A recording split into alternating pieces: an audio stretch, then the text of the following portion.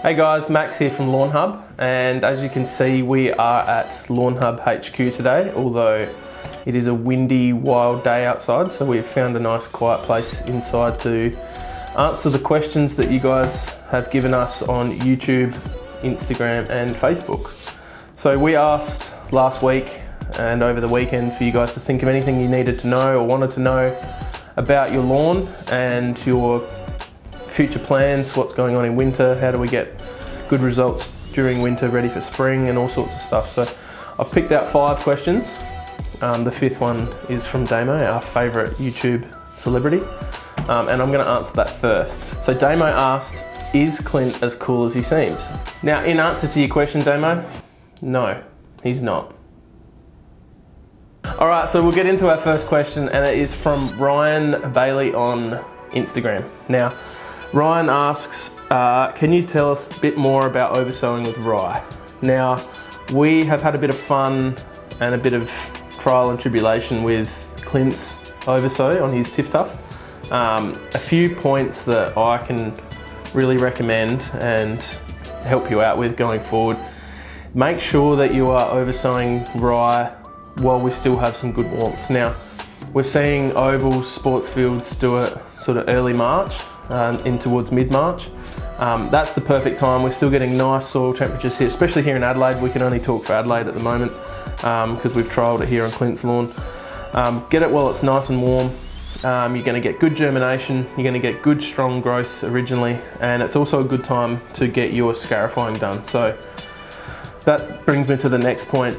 Make sure that you are getting good soil to seed contact by scarifying in multiple directions. I think that's something that we should have done a little bit better. Now that's on me. I should have probably gone a little bit deeper with the verticutter, and I think we would have got a much better strike with our seed. One note that we probably have all seen if you're following our YouTube page is that dog urine seems to have a massive effect on the ryegrass. It's killing massive patches. I don't think we quite had the same issue with the Tiff Tuff. We are even seeing Tiff Tuff shoots come through the dead ryegrass. So ryegrass is obviously really easily affected by dog urine, and if you have dogs, it's probably something to think about if you are going to oversow. Alright, question number 2 is from Jim H on YouTube. Can endothol be used to control kikuyu in buff? And he's added in cooch as well. Endothol or Powercheck is the product I would be using.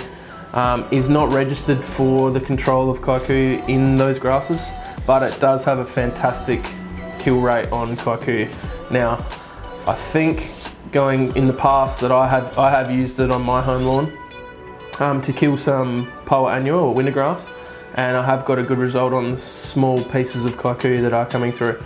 So I would advise in just testing a small patch at the label rate, and I think from memory it was a 2 to 3 application process, and I got a pretty good result over about a bit over a month a time span. So yeah, it does work, but it is not registered to eradicate kikuyu.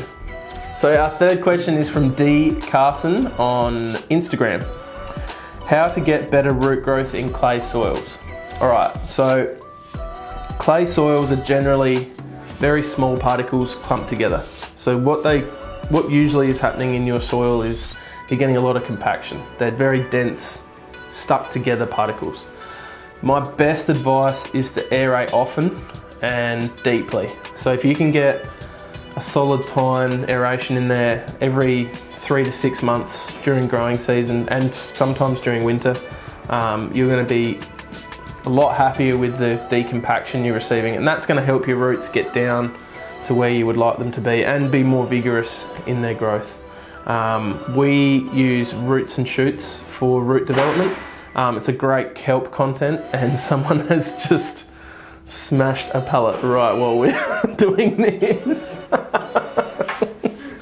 Reedy again. So when you are using a hollow tine to pull out cores, you can also add sand in, which is a much larger, rougher particle, and it will help with the infiltration of water to get down there. Clay soils generally hold on to nutrient a lot better. There's not as much leaching, and we also would recommend that you use Roots and Shoots. Good for strong, vigorous root growth and development. All right, our last question, question number 4, because we've put Damo at the top, he's very important to us. Question number 4, Mr. Josh H, number 1 on YouTube. What products do you use in winter, granular or liquid, and which products of your range should we be using? No granular during winter, so there's no need. The plant has basically shut down in the root system, so it's not going to take in anything granular that we apply to the soil. We will still get a little bit of growth, not much, we'll still get a little bit of growth during dormancy through the foliage.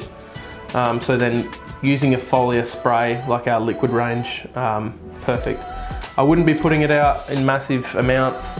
You could go half of our labour rates and drip feed, say every 3 to 4 weeks. You could use 3-way, which has got great available trace elements. You're not going to be wasting a huge amount of nitrogen on the leaf. And then you could also use our Roots and Shoots product. That's a water in or leave on the leaf product.